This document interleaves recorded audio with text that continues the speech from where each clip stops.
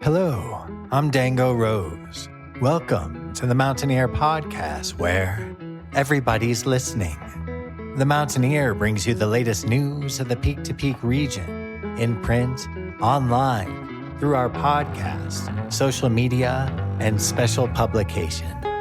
Now, listen in to the latest news of the area with our local journalists.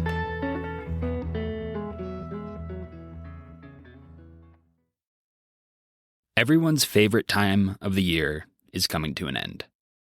City budget season is winding down. And this week, the town of Nederland approved a slimmed-down 2026 budget. At its December 2nd meeting, the Board of Trustees passed a $5.28 million budget for next year, a 4.6% decrease from last year.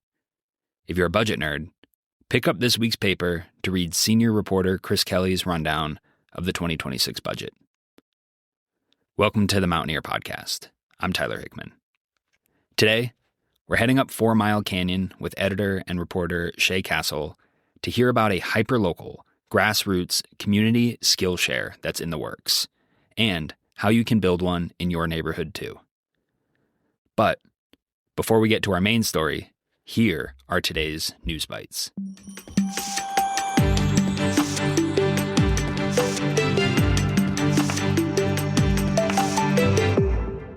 The season of giving is underway. Local nonprofit Peak Abundance, the Nederland Food Pantry, Gardens, and Clothing Closet, will be counting on donations from residents as they prepare for their annual holiday distribution drive.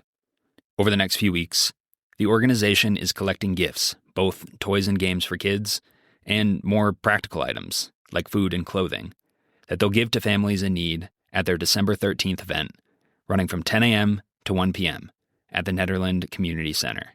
Donations can be dropped off at the food pantry at 196 West 1st Street in Nederland. Also, Central City Council chambers were filled with trash talk at its December 2nd meeting. Council discussions about a brick trash enclosure sitting partially in the right-of-way on Gregory Street in the town's historic district opened the doors to gripes about unsightly dumpsters around town. Mayor Pro Tem Chuck Spencer said many of them, quote, look awful, and indicated the city should address the larger problem instead of spot treating it. In the end, council passed a resolution allowing the trash enclosure in question to stay in the right-of-way for now, agreeing that several businesses in the historic district aren't meeting the city's requirements that dumpsters be enclosed.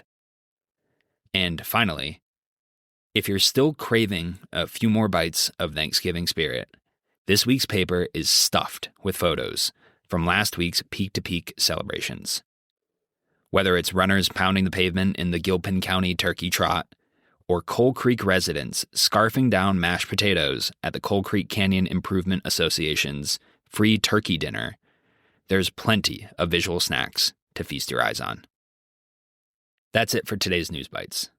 Of course, you can read all these stories and a whole lot more in this week's print edition or on our website, themountaineer.com. That's THEMTNEAR.com.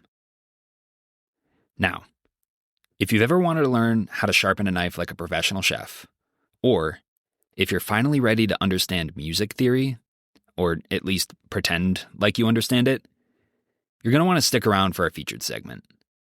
Unfortunately, I don't have the wealth of knowledge or experience to teach you either of those things. But one of your neighbors might. For the past few months, Fourmile Canyon resident Anna Stifter has been organizing a community Skillshare for locals to come together, share their talents, and connect with the folks who live next door. For right now, the Skillshare is limited to Fourmile locals. But the hope is the idea will spread to community hubs throughout the area, Anna says. And she's got a blueprint for you to make that happen. Shay Castle met with Anna to hear a bit more about the Skillshare and find out how other communities can build one of their own. Here's Shay, straight from her living room. Couch. Yeah, I'm gonna just chat about what you're doing, and why, and where, and all of that. Because all I know so far is Skillshare, Winter Skillshare. Yeah. So tell me more. How formalized is it? You all ready to go, or? Yep. I'm sending our first emails for scheduling out, following up. So the idea right now is it's a regional community Skillshare that's up in public spaces that are often underutilized by the communities at large. And so this can happen technically anywhere. However, where I live, it's the Salina Schoolhouse, and also there's a Little Church of the Pines. Oh, yeah. So there's 2 buildings, and they each have a board that this goes through a board approval process, and having to meet with them and schedule. And we just have a WhatsApp group for neighborhood canyon happenings. So it can be anything from recommendation for plumbers to, hey, a tree fell, I could use some help, to, hey, we all play music, we're going to play the show here, come hang out. And so I moved to the area and was like, I wonder if I could use this platform to make friends and build neighborhood connections. And I grew up in the Midwest, so like neighborly connection is a big thing, culturally, I should say. And I just blasted it with a Google form and was like, hey, is anyone interested in this community Skillshare where it's free, it's open to all residents, we're using buildings that are often underutilized but could be gathering places, and we can all share our talent and practice leadership and practice community resilience and maybe learn new skills that are applicable for survival or fun or that bridge generational gaps or, common household things like sharpening knives. What skill are you going to share in the Skillshare? Ooh. Or you're the organizer. Yeah. Community organizing. I am the background. I've always considered myself a background leader. I don't like to be like seen on the front. So if this was a theater, which I would be one of those people wearing all black in the shadows, that's moving all the furniture that builds the actors and the scene and the world building. So Gotcha. yeah, I would say my skill is trying to bring people together and, bridging differences if there are.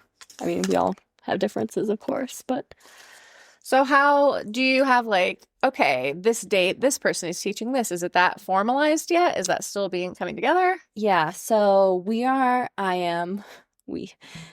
me, myself, and my computer are sifting through the Google form. So I did a poll for residents for what days of the week, what time periods, weekends, time periods. Do you want to share a skill? Yes or no? And if you want to share a skill, can you write a blurb, essentially, 1 to 2 sentences of what this would be and what materials people would need to either have supplied or, make a donation. Because, again, part of the stipulation of using these buildings, which is very generous for free, is to not collect funds. But that's the form. And then I sifted through it and I just emailed and retexted all workshop leaders. I found the days of the week and kind of reoccurring calendars, and I've already reserved those with the scheduler. Okay. So that those calendar dates are blocked out so we don't double book. And then just getting people slotted in to confirm. I thought maybe some of these would go seasonally. Like we have one that's chainsaw maintenance. Oh, cool. People can bring their chainsaws and learn. I have no idea how to use a chainsaw, and much less maintain one. I've lived in the woods. It's time for me to learn how to use a chainsaw. Absolutely. How many workshops or whatever you want to call, I guess, workshops? I don't know. How many do you have so far? Ooh, this is a great question. I should check my email. I'll just say them because that helps me. Totally. So we've got pine needle basket weaving, chainsaw maintenance, intro to music theory.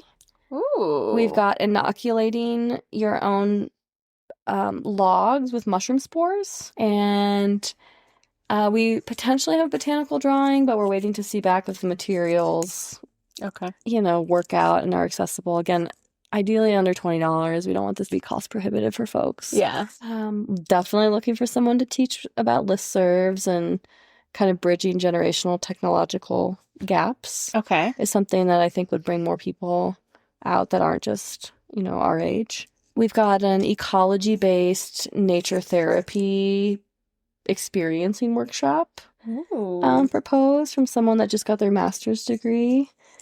And so that's, I think, 7 so far. Oh, and the knife sharpening. And like weekly or? I'm trying to do 2 a month on recurring days. So currently, again, the polls, and I don't want it to be so rigid that people can't participate. Yeah. But I think having 2 reoccurring days, like the first Monday of the month and the third Thursday of the month, is kind of the general consensus. Okay.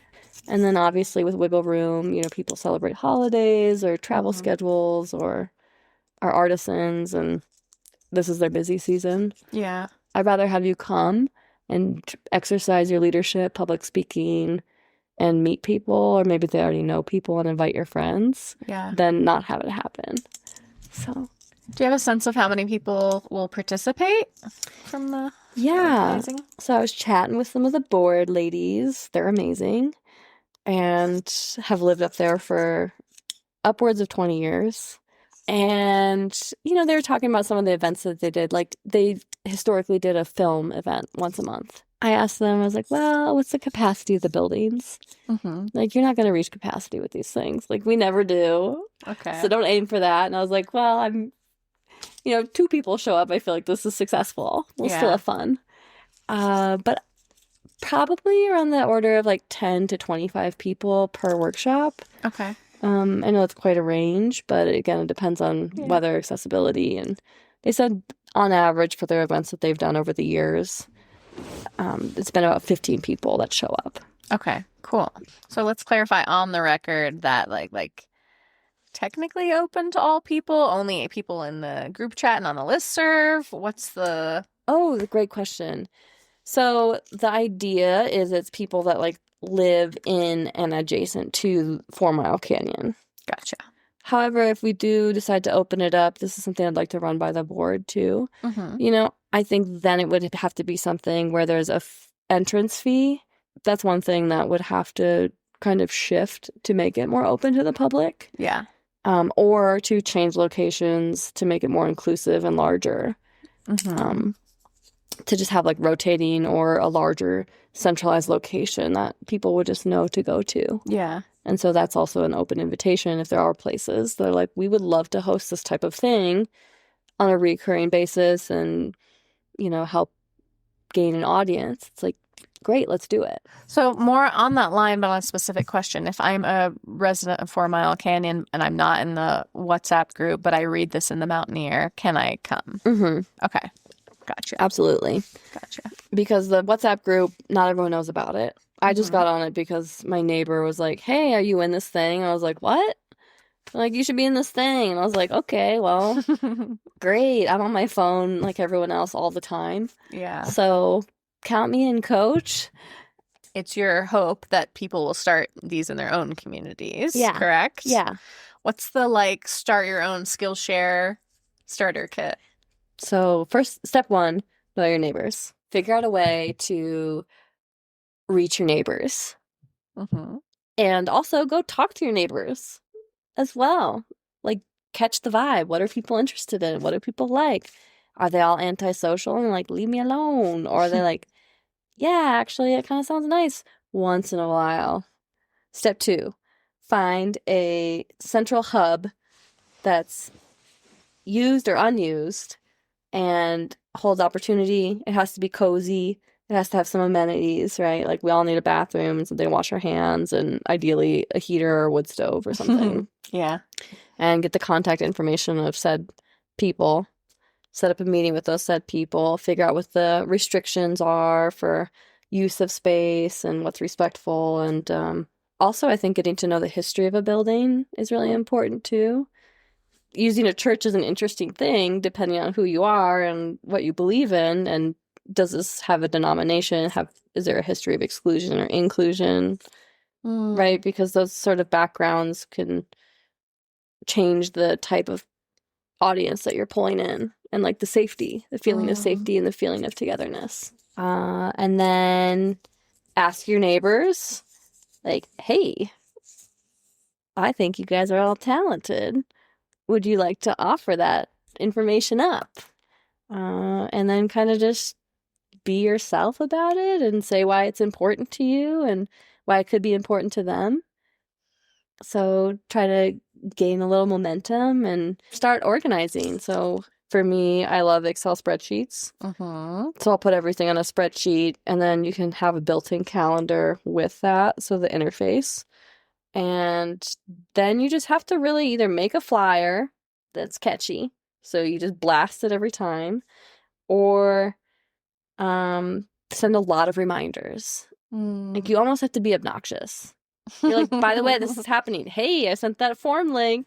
There's a survey if you want to fill it out. That sounds very on brand for you, to be honest. Yeah. I'm a little annoying. It's true. But no, in the most endearing way. It's not annoying. It doesn't come off as annoying. It comes off as like so friendly and enthusiastic that it draws people in. Oh, I have a catchphrase for this. Happy heckling. Happy heckling. That's amazing. Yeah, I call myself a happy heckler. I love that. That's so cute. Thank you. Happy heckler. Yeah, so I would say that that's the basics, and then just make good on your word is the other part. If you say you're going to do this thing and bring people together and you're gaining momentum or excitement, even if it's a few people that show up, that's not a failure. And so just being able to calibrate expectations. Like, we're not throwing a giant 200-person DJ rave party where people just want to come inherently, right? We're doing something that's not wholesome in its own way, but it's wholesome. Ideally, we're spanning generational gaps and creating interactivity and stimulation mentally and maybe even physically, like using your hands, and descriptions ahead of time is also helpful, because if someone's really interested in learning pine baskets, for example, it's kind of meticulous with your hands. And if they come and they have arthritis, like, could we have somebody that's, their teammate, that's when, the needle that's going through gets hard to do, can they ask for assistance? And still attend. And so figuring out ways to make things inclusive and adaptive as well, I think, is an important part of screening out what people would like to facilitate and offer. Cool. So, yeah, I mean, it would be really neat to see it if people wanted to proliferate the idea. And there's one for Fourmile and one for Jamestown, and there's Gold Hills has one. And, part of me is building this idea and out because where I live, there's been 2 major natural disasters. One where neighbors were buried for several days. Oh, gosh. And so it's like, if we're not connected, how do we know if someone's missing or hasn't turned up? Yeah. And so these types of things, I think, fortify those relationships. And fortify, there's a lot of older people that are living up there alone and are maybe widowed or something. Yeah. And who's checking in on them if they don't hear from them for a few days? Obviously, they have family and friends and stuff, but, in their immediate neighborhood, does their family know someone that they can call if they're not going to make the 40-minute plus drive? Yeah. Just be like, hey, I'm really worried about this. Yeah. Makes sense. You can read Shay's full story about the 4 Mile Skillshare, which ran in last week's paper, at our website. We'll drop the link in the description. Thanks, Shay, for digging this story up for us. And thanks to Anna for sitting down and sharing her, as she put it, logisticizing expertise. We hope you all can take something away from this, and maybe even start your own. That's all for this week. As always, if you have a story for us, or if you just want to get connected, drop us a line. You can email me, Tyler, Tyler, @themountaineer.com.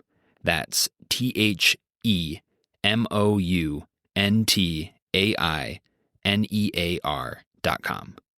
Or you can email our other host, Jamie Lammers, at media@themountaineer.com. I'm Tyler Hickman. This is the Mountaineer Podcast. Thanks for listening.